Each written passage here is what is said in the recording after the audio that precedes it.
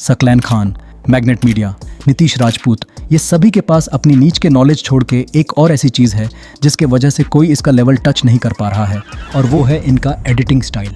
तो क्या एडिटिंग सीखना आज के समय पे इतना ज़्यादा इंपॉर्टेंट हो चुका है? क्या तुम एडिटिंग करके घर बैठे बैठे आराम से 50,000 से 60,000 या 1 लाख आराम से कमा पाओगे? तो इसका सिंपल सा आंसर यही होगा, दैट इज़ येस। अब तो ये मैंडेटरी हो चुका है। बिना एडिटिंग के आप यूट्यूब पे अच्छे से बढ़ नहीं पाओगे, क्योंकि यूट्यूब अब एक सिंपल प्लेटफॉर्म नहीं रहा।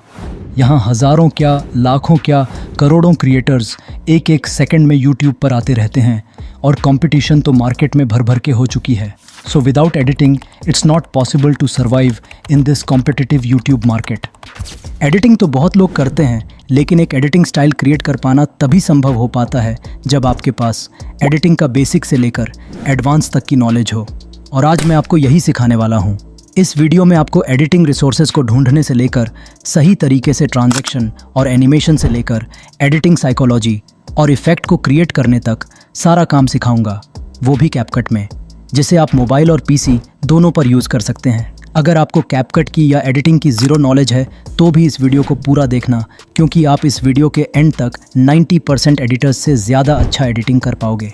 तो आइए शुरू करते हैं रिसोर्सेज को कलेक्ट करने से, जिसमें सबसे पहले आता है। जब भी आप किसी फुटेज को एडिटिंग के लिए कलेक्ट कर रहे होते हैं तो उसे 2 फोल्डर में डिवाइड कर दीजिएगा, ए रोल और बी रोल। अगर आप फेस कैम वीडियो बनाते हैं तो सारी फेस कैम वाली वीडियो ए रोल में आ जाएगी, और अगर आप बिना फेस कैम वाली वीडियो बनाते हैं तो आपका जो भी डेटा होता है या कटआउट्स होते हैं या फिर न्यूज़ आउटलेट्स होते हैं जो कि maximum time facets education editing में यूज़ होती है, ये सभी आप ए रोल में रख सकते हैं, और वहीं पर आपकी सारी रॉ फुटेज भी रोल में आ जाएगी। अगर कल को आप प्रोफेशनल वीडियो एडिटर बनते हैं तो क्लाइंट्स भी आपको इसी तरह फाइल्स भेजेंगे, जिससे आपकी काम करने की एफिशिएंसी बढ़ जाएगी, क्योंकि आपको फुटेज ढूंढनी नहीं पड़ेगी, वो एक ऑर्गेनाइज तरीके में रखी होगी। पर सबसे बड़ी प्रॉब्लम तो ये है कि स्टॉक फुटेज कहाँ से लें, वो भी कॉपीराइट फ्री, और साथ में हाई क्वालिटी वाले आइकॉन, ओवरले, स्टॉक वीडियो और पीएनजी कहाँ से डाउनलोड करना है, ये सब कुछ मैं इस वीडियो में बताने वाला हूँ। सबसे पहले हमें पेक्सल्स या पिक्साबे में आ जाना है। यहाँ आपको बहुत सारे free to use non copyright stock video मिल जाएंगे। इसे यूज़ करके आप अपने वीडियो को और भी एनहांस कर सकते हो। अगर आपको इसके होम पेज में आपके डिज़ायर क्लिप नहीं मिलते हैं तो आप सीधे सर्च बटन पे सर्च कर सकते हो। जैसे मैं यहाँ वीडियो एडिटिंग स्टॉक सर्च करता हूँ तो उससे रिलेटेड बहुत सारे क्लिप्स आपके सामने आ जाते हैं। उसके बाद आपको जो वीडियो अच्छा लगता है उसमें सिंपली क्लिक करके उसे डाउनलोड कर सकते हैं। अब रही आइकॉन की बात, तो उसके लिए आपको फ्लैट आइकॉन के वेबसाइट पे आ जाना है। यहाँ आपको बहुत सारे आइकॉन मिल जाएंगे जो कि फ्री टू यूज़ रहते हैं। अगर आपको इसके होम पेज पर आपके डिज़ायर आइकॉन नहीं मिलते हैं तो मैं सेम वही बात बोलूँगा। सर्च बटन पे क्लिक करके आपको जैसा आइकॉन चाहिए वो सर्च कर लेना है। उसके बाद आपके सामने वैसा आइकॉन आ जाएगा। आपको जो आइकॉन चाहिए उसे क्लिक कर लेना। उसके बाद ग्रीन कलर में पीएनजी लिखा हुआ आ जाएगा, उसमें क्लिक करके आप इसे सिंपली डाउनलोड कर सकते हैं। And in the end sound effects, PNG, overlay, background, character और भी बहुत कुछ, ये सब मैं आपको टेलीग्राम पर टाइम टू टाइम देता रहता हूँ। तो अगर आपने अभी तक मेरे टेलीग्राम चैनल को फॉलो नहीं किया है तो डिस्क्रिप्शन में लिंक मिल जाएगा, उधर जाओ और मेरे चैनल को फॉलो कर लेना। तो देखो, जो चीज़ हर जगह यूज़ होती है वो है की फ्रेमिंग। अब इसे समझने के लिए हमें X axis, Y axis and Z axis को समझना ज़रूरी है, जिसमें एक्स एक्सिस का मतलब होता है पोजीशन को लेफ़्ट और राइट में मूव करना, वाई एक्सिस का मतलब होता है पोजीशन को अप और डाउन मूव करना, और जेड एक्सिस का मतलब होता है पोजीशन को आगे और पीछे मूव करना। आप इसे झूम इन और झूम आउट की तरह समझ सकते हो। तो की फ्रेम हम इसलिए लगाते हैं ताकि कोई चीज़ या ऑब्जेक्ट को एक जगह से दूसरी जगह ले जा सकें, वो भी परफेक्ट और क्लीन मूवमेंट के साथ। अब इसे और अच्छे से समझने के लिए मैं यहाँ एक ह्यूमन मॉडल रख रहा हूँ, जिससे आपको समझने में आसानी होगी कि कौन सा एंगल और एक्सिस किसका है। यहाँ पर ये एक्स एक्सिस है और ये वाई एक्सिस एंड फाइनली ये जेड एक्सिस है। अब ये याद रहे कि जेड एक्सिस सिर्फ अलाइट मोशन में ही रहता है, कैपकट में सिर्फ एक्स एक्सिस और वाई एक्सिस ही रहता है। ज़्यादातर जेड एक्सिस तब काम आता है जब आपको 3D एडिटिंग करनी हो। अब मान लो जेड एक्सिस का -500 में एक ऑब्जेक्ट को सिलेक्ट किए हो और दूसरी ऑब्जेक्ट को -800 में ऐड किए हो, तो पहला ऑब्जेक्ट पीछे चला जाएगा। अब मान लो पहला ऑब्जेक्ट को -1000 में ऐड करते हो तो वह दूसरा ऑब्जेक्ट को पीछे छोड़कर स्क्रीन के आगे शो होना शुरू हो जाएगा, और इससे तुम मल्टीपल ऑब्जेक्ट्स अपनी वीडियो में लाकर और अलग अलग एंगल में सेट करके एक अच्छा सा 3D वीडियो बना सकते हो। आई होप कि तुम्हें की फ्रेम का बेसिक समझ आ गया होगा।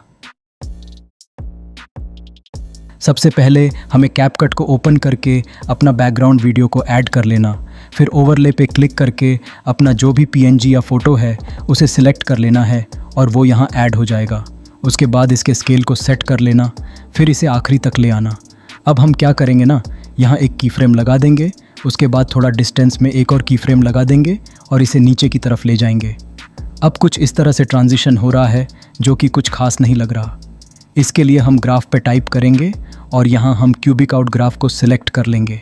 अब देखो कितना स्मूथ ट्रांजिशंस हो रहा है। अब मान लो हम चाहते हैं ये यहाँ आने के बाद ये लेफ़्ट में चला जाए, इसके लिए हम यहाँ एक की फ्रेम ऐड करेंगे और इसे यहाँ ले आएंगे। फिर स्मूथ ट्रांजिशंस के लिए सेम ग्राफ को सिलेक्ट कर लेना। अब कुछ ऐसा ट्रांजिशंस हो रहा है जो कि देखने में कितना स्मूथ लग रहा है। अब मान लो हम चाहते हैं ये यहाँ थोड़ी देर रुके फिर लेफ़्ट में जाए, उसके लिए हमें इस वाले की फ्रेम को डिलीट करके एक न्यू की फ्रेम ऐड करेंगे और थोड़ी डिस्टेंस में एक और की फ्रेम ऐड कर लेना, फिर इसे यहाँ ले आना। अब इसमें भी हम सेम ग्राफ को सिलेक्ट कर लेंगे। अब देखते हैं कैसा ट्रांजिशंस हो रहा है। परफेक्ट। अब हम यहाँ एक और पीएनजी को ऐड करेंगे और इसे भी लास्ट तक ले आएंगे, फिर स्केल को इसके बराबर में सेट कर लेंगे। अब इसे यहाँ रखेंगे, उसके बाद फर्स्ट वाला जो पीएनजी है उसे सिलेक्ट करेंगे और उसका जो ये की फ्रेम है इसके बराबर में सेकंड पीएनजी में एक की फ्रेम ऐड कर लेना, फिर सेकंड की फ्रेम को भी उसी के बराबर में ऐड कर लेना। अब हम फर्स्ट की फ्रेम पे आके इसे बाहर की तरफ ले जाएंगे। अब कुछ इस तरह से ट्रांजिशंस हो रहा है, इसलिए की फ्रेम लगाने के बाद ग्राफ लगाना कभी मत भूलना। अब इसमें भी हम सेम ग्राफ को सेलेक्ट कर लेते हैं, देन प्ले करके देखते हैं कैसा ट्रांजिशन हो रहा है। अब देखो ग्राफ लगाने के बाद कितना स्मूथ एनिमेशन हो रहा है। हम सबसे पहले कैपकट को ओपन कर लेंगे, देन किसी एक एडिटिंग ऐप का पीएनजी यहाँ ऐड कर लेना। मैंने यहाँ InShot का पीएनजी ऐड किया है, आप कोई सा भी पीएनजी ऐड कर सकते हो। अब हमें इसे अच्छे से सेंटर में एडजस्ट कर लेना है। उसके बाद हम यहाँ एक की फ्रेम लगा लेंगे, देन थोड़ा डिस्टेंस में एक और की फ्रेम ऐड करेंगे। अब इसके साइज़ को हम हल्का सा छोटा कर लेंगे, उसके बाद इसे बाहर की तरफ ले जाएंगे, देन ग्राफ पे टाइप करेंगे और क्यूबिक आउट ग्राफ को सिलेक्ट कर लेना। ये हो जाने के बाद अब हम यहाँ एक की फ्रेम ऐड करेंगे। नहीं, ये थोड़ा ज़्यादा सामने हो गया, यहाँ ठीक है। हम यहाँ एक की फ्रेम ऐड कर लेंगे, देन थोड़ी डिस्टेंस में एक और की फ्रेम लगा लेना, फिर इसके साइज़ को हम हल्का सा छोटा कर लेंगे, देन इसे यहाँ लेफ़्ट में ले आना। ये हो जाने के बाद ग्राफ पे टाइप करना, देन यहाँ भी हम सेम क्यूबिक आउट ग्राफ को सिलेक्ट कर लेंगे। अब हमें स्टार्ट पर आ जाना है, देन हमें यहाँ नेक्स्ट पीएनजी को ऐड कर लेना है। मैंने यहाँ वीएन को ऐड किया है, उसके बाद हमें इसे आखिर तक ले आना है। अब हम क्या करेंगे ना, इसके साइज़ को हम उससे छोटा रखेंगे, फिर इसे हम यहाँ ले आएंगे। ये काम हो जाने के बाद हमें InShot वाले पीएनजी को सिलेक्ट कर लेना है, देन उसका जो ये की फ्रेम है ना उसी के बराबर में हम इसमें भी एक की फ्रेम लगा देंगे। इसी तरह हम नेक्स्ट की फ्रेम को भी उसी के बराबर में लगा लेंगे। फिर ये हो जाने के बाद हम इसे बाहर की तरफ ले आएंगे, देन इसमें भी हम same cubic out graph select कर लेंगे। अब आप देख सकते हो ग्राफ ऐड करने के बाद कितना स्मूथ तरीके से ट्रांजिशंस हो रहा है। ओके, ये हो जाने के बाद हम InShot वाले पीएनजी को सेलेक्ट करेंगे, फिर इसका जो ये की फ्रेम है उसी के बराबर से हल्का सा आगे हम इसमें की फ्रेम लगा लेंगे, देन नेक्स्ट की फ्रेम को भी उसी के बराबर में ऐड कर लेना। बराबर मतलब ये नहीं कि उसके नीचे ही की फ्रेम लगा लेना, आपको उससे हल्का सा आगे ही की फ्रेम लगाना है। ओके, अब हम इसे सिंपली सेंटर में ले आएंगे, फिर इसके स्केल को हम बड़ा कर लेंगे। ये हो जाने के बाद ग्राफ पे टाइप करना और क्यूबिक आउट ग्राफ को सेलेक्ट कर लेना, देन हमें स्टार्ट पे आ जाना है और हमारा नेक्स्ट पीएनजी को ऐड कर लेना है। इसे ऐड कर लेने के बाद हम इसे भी लास्ट तक ले आएंगे। इसके बाद हम क्या करेंगे ना, इसे हम यहाँ ले आएंगे और अच्छे से एडजस्ट कर लेना। फिर हम थोड़ा पीछे की तरफ आएंगे, फिर ये जो वीएन का सेकंड की फ्रेम है उसके बराबर से हल्का सा आगे इसमें एक की फ्रेम लगा लेना, देन नेक्स्ट की फ्रेम भी उसी के बराबर में लगा लेना। अब ये हो जाने के बाद हमें इस वाले की फ्रेम पे आना है, फिर कैपकट को बाहर की तरफ ले जाएंगे। उसके बाद ग्राफ पे टाइप करेंगे, then same cubic out graph को सेलेक्ट कर लेना। ओके, ये काम हो जाने के बाद हमारा नेक्स्ट काम InShot वाले पीएनजी पे करना है, इसलिए उसे सेलेक्ट कर लेंगे। देन यहाँ हम एक की फ्रेम ऐड कर लेंगे और उसके बाद थोड़ी डिस्टेंस पर एक और की फ्रेम ऐड कर लेंगे। इसके बाद इसे हमें बाहर की तरफ ले जाना है। अब हम क्या करेंगे, InShot की इस वाले की फ्रेम पर आएंगे, फिर वीएन में इसी के बराबर में एक की फ्रेम लगा लेंगे, देन नेक्स्ट की फ्रेम को भी उसी के बराबर में लगा लेंगे। इसके बाद हमें इसके स्केल को छोटा कर लेना है, देन हमें इसे यहाँ ले आना है। जब ये अच्छे से हो जाए इसके बाद हमें कैपकट पर आना है और यहाँ वीएन के बराबर में एक की फ्रेम ऐड कर लेना, देन नेक्स्ट की फ्रेम भी उसी के बराबर में लगा लेना है। अब हम इसे सेंटर में ले आएंगे और इसके स्केल को बड़ा कर लेंगे। ओके, अब हमें इसमें भी ग्राफ को ऐड करना है, तो मैं जल्दी से ग्राफ को ऐड कर लेता हूँ।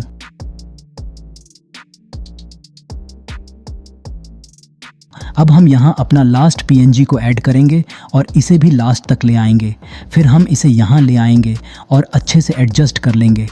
देन हमें कैप कट को सेलेक्ट करना है और उसी के बराबर में इसमें की फ्रेम लगाना है। तो मैं ये जल्दी से कर देता हूँ। अब ये हो जाने के बाद इसे हमें बाहर की तरफ ले आना है। देन हमें ग्राफ पे क्लिक करना है और क्यूबिक आउट ग्राफ को सेलेक्ट कर लेना है। अब चलो इसका फाइनल वीडियो देखते हैं।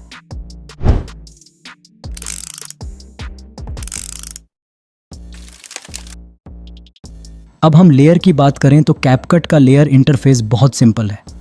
मान लो आप चाहते हो कि कैपकट और एलाइट मोशन इस कैरेक्टर के आगे दिखने लग जाए, तो हम क्या करेंगे, इसमें से जिससे आप फ्रंट में दिखाना चाहते हो उसे सेलेक्ट कर लेंगे, फिर राइट में स्लाइड करेंगे और यहाँ आपको लेयर का ऑप्शन मिल जाएगा। हमें उसमें टाइप करना है। उसके बाद मान लो कैपकट को फ्रंट में रखना है, तो इसे आगे यहाँ ले आएंगे और ये फ्रंट में शो होने लग जाएगा। इसी तरह हम इसे पीछे भेजने के लिए इसे सेकंड में रख देंगे।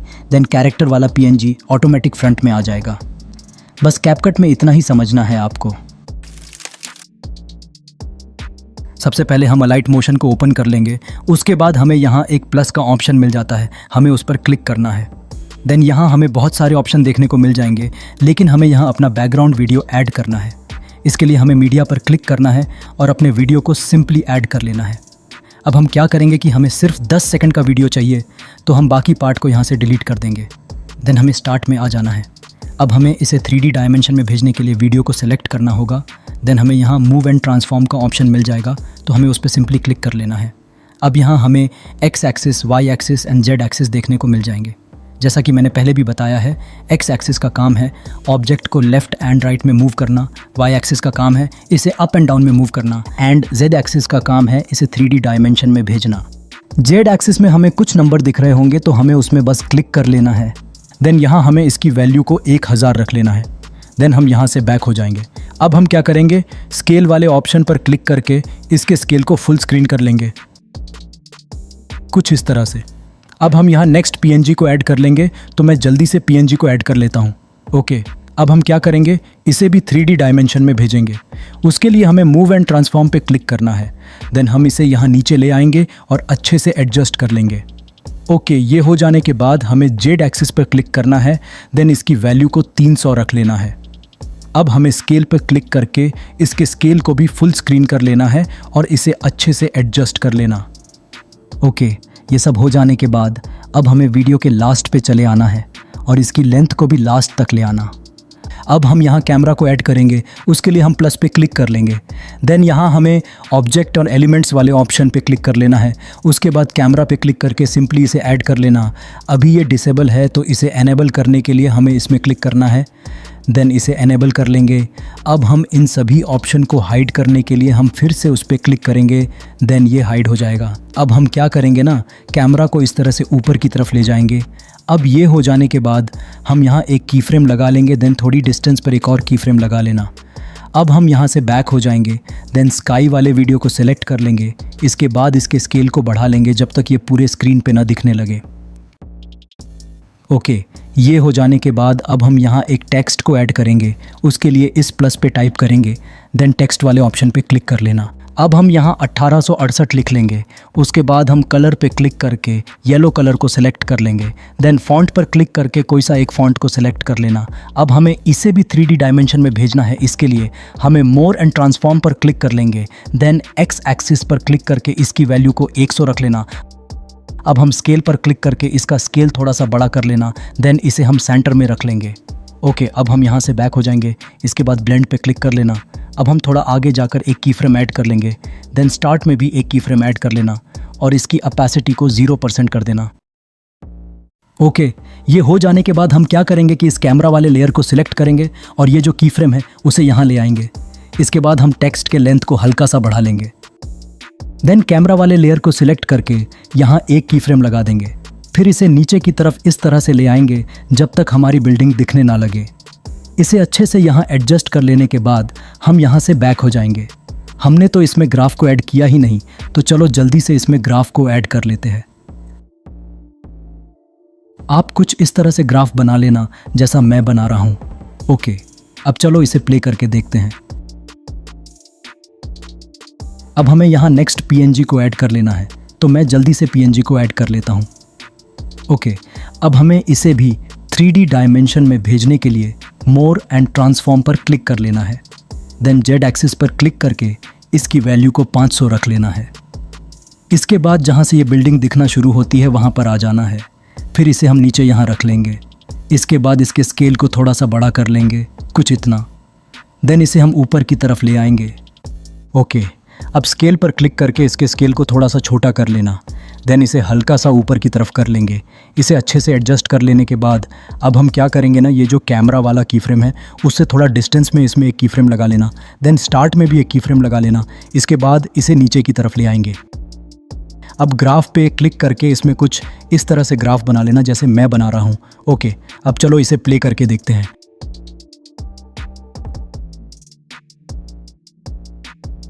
अब हम लास्ट पे आ जाएंगे और इसके लेंथ को भी लास्ट तक ले आना। ओके, अब हम क्या करेंगे, इस कैरेक्टर वाली इमेज को सेलेक्ट कर लेना और पहले वाले की फ्रेम से थोड़ी डिस्टेंस में एक की फ्रेम लगा लेना। देन यहाँ से बैक हो जाएंगे। इसके बाद हमें इस वाले इमेज पर आ जाना है और इसमें भी एक की फ्रेम लगा लेना। देन थोड़ी डिस्टेंस में एक और की फ्रेम लगा लेना। ये हो जाने के बाद अब हम इसे नीचे की तरफ ले आएंगे कुछ इस तरह से। अब हम इस की फ्रेम से हल्का सा आगे आके कैरेक्टर वाले पीएनजी को सेलेक्ट करेंगे। देन इसमें एक की फ्रेम लगा लेंगे। इसके बाद इसे नीचे की तरफ ले आना। ओके, अब हम इसमें भी ग्राफ लगा लेते हैं। आप भी मेरी तरह ग्राफ बना लेना। देन ग्राफ बन जाने के बाद 3 डॉट पर क्लिक करके ग्राफ को कॉपी कर लेना। ये आगे काम आएगा। इसके बाद बिल्डिंग वाली इमेज पर आ जाना है। फिर ग्राफ पर क्लिक करके उस ग्राफ को यहाँ पेस्ट कर लेना। ओके, अब हम यहाँ नेक्स्ट पीएनजी को ऐड कर लेते हैं। हमें आगे की तरफ आ जाना है ताकि बैकग्राउंड खाली दिखे, जिससे एडिट करने में आसानी हो। अब हमें इसे नीचे की तरफ ले आना है। फिर जेड एक्सिस पर क्लिक करके इसकी वैल्यू को 550 रख लेना। इसके बाद स्केल पर क्लिक करके इसके स्केल को बड़ा कर लेंगे। देन ये हो जाने के बाद इसमें क्लिक करके इन्हें सेपरेट कर लेना। अब हम इसे कुछ इस तरह से कर लेंगे ताकि ये साइड से पूरा कवर हो जाए। इसके बाद हम इसे फ्लैट कर लेंगे, कुछ इतना। अब ये ठीक लग रहा है। ओके, अब हम इसे यहाँ रख लेंगे। इसके बाद यहाँ से बैक हो जाना। अब हम लास्ट पर आ जाएंगे और इसकी लेंथ को लास्ट तक ले आना। ओके, अब हम यहाँ नेक्स्ट पीएनजी को ऐड कर लेते हैं। अब हमें इसे भी 3D डायमेंशन में भेजने के लिए जेड एक्सिस पर क्लिक कर लेंगे। देन इसकी वैल्यू को 520 रख लेना। इसके बाद इसे नीचे की तरफ ले आना। ये हो जाने के बाद स्केल पर क्लिक कर लेना। देन इसके स्केल को बड़ा कर लेना। इसे हल्का सा राइट में रख लेंगे ताकि यहाँ हम और भी बिल्डिंग पीएनजी को ऐड करने वाले हैं। इसे अच्छे से एडजस्ट कर लेना। देन ये हो जाने के बाद अब हमें यहाँ नेक्स्ट पीएनजी को ऐड कर लेना है। ओके, अब इसे भी 3D डायमेंशन में भेजने के लिए मोर एंड ट्रांसफॉर्म पर क्लिक कर लेना।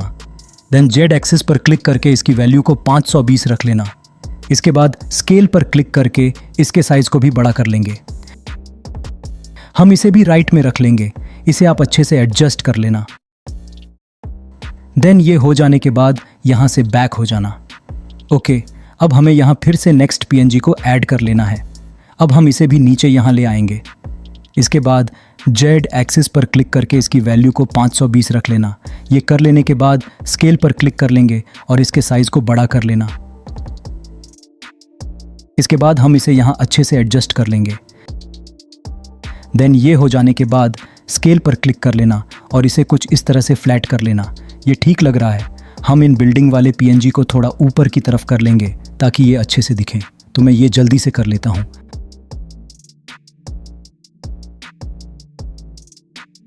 ओके, अब हमें यहाँ अपना लास्ट पीएनजी को ऐड कर लेना है। अब हमें इसे भी 3D डायमेंशन में भेजना है। इसके लिए हम जेड एक्सिस पर क्लिक करेंगे और इसकी वैल्यू को 520 रख लेंगे। इसके बाद हमें इसे लेफ्ट में यहाँ रख लेना है। अब जेड एक्सिस पे क्लिक करके इसे पीछे की ओर कर देंगे। ये ठीक है। अब स्केल पर क्लिक करके इसके स्केल को थोड़ा सा बड़ा कर देंगे। देन ये हो जाने के बाद अब हम क्या करेंगे कि हमें सभी में की फ्रेम लगाना है। तो सबसे पहले फ्रंट वाले को सेलेक्ट कर लेना। उसके बाद स्टार्ट में एक की फ्रेम लगा लेना। देन थोड़ी डिस्टेंस पर एक और की फ्रेम लगा लेना। अब हमें पहले वाले की फ्रेम पर आ जाना है और इसे नीचे की तरफ ले जाएंगे। इसके बाद की फ्रेम से हल्का सा आगे जाकर नेक्स्ट पीएनजी को सिलेक्ट कर लेना। फिर इसमें भी स्टार्ट में एक की फ्रेम लगा लेना। अब हमें इस वाले पीएनजी पर क्लिक करके इसके सेकंड की फ्रेम से हल्का सा आगे आएंगे और इसके बराबर में इसमें सेकंड की फ्रेम लगा लेना। फिर स्टार्ट पे आ जाना और इसे भी नीचे की तरफ ले जाएंगे। अब इसी के बराबर या हल्का आगे पीछे करके सभी में की फ्रेम लगा लेना। तो मैं ये जल्दी से कर लेता हूँ। ओके, ये सब हो जाने के बाद किसी एक पीएनजी को सेलेक्ट कर लेना। देन मूव एंड ट्रांसफॉर्म पे क्लिक करके ग्राफ पे क्लिक कर लेना। इसके बाद कुछ इस तरह से ग्राफ को बना लेना। देन ग्राफ बन जाने के बाद 3 डॉट्स पे क्लिक करके ग्राफ को सिंपली कॉपी कर लेना। अब हम फर्स्ट वाले पीएनजी को सिलेक्ट करेंगे और ग्राफ पे क्लिक करके 3 डॉट्स पे क्लिक कर लेना। देन ग्राफ को सिंपली यहाँ पेस्ट कर लेना। तो इसी तरह हमें बाकी के पीएनजी में भी ग्राफ को ऐड कर लेना है। ओके, ग्राफ को लगा लेने के बाद अब हमें वीडियो के लास्ट पे आ जाना है और इनकी लेंथ को भी लास्ट तक ले आना। ओके, अब हमारा वीडियो कंप्लीट हो गया है। अब चलो इसे प्ले करके देखते हैं।